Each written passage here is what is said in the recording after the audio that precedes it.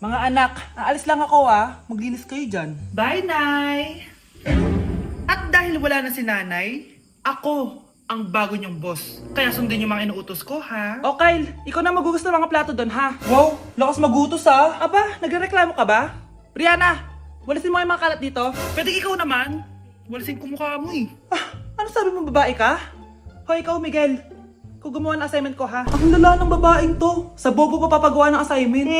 Matutulog lang ako Dapat pagkagising ko, tapos na lahat yan Nakakainis si ate. Sobrang tamad na. Dami pang inuutos. Ano magagawa natin? Favorite kasi ni nanay yan Isumbong na natin niya kay nanay. Hindi pwede inaalipin niya tayo ng ganito. Anong isusumbong ha?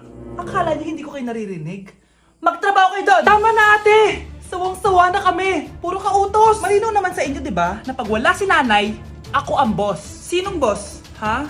Wala, Nay. Actually, kakatapos ko lang maglinis ng bahay, Luh, sinungaling. Scarlett, wag mo na ako lokohin. Hindi naman talaga ako umalis dito. Sinisigurado ko lang kung naglilinis talaga kayo lahat. At tama nga yung sinasabi ng mga kapatid mo. Na para kang boss umasta dito sa bahay. Nay. Mga anak, kayo na bahala sa ate nyo. Utusan nyo ng utusan yan. Ate, ikaw na magugas ng mga plato dun. Eto na. Pagkatapos mo dyan, ate, maglaba ka, ha? Oo, sige. Pagkatapos mo maglaba, gawin mo yung project ko, ha? Sige, boss. Lahat ng utos nyo gagawin ko.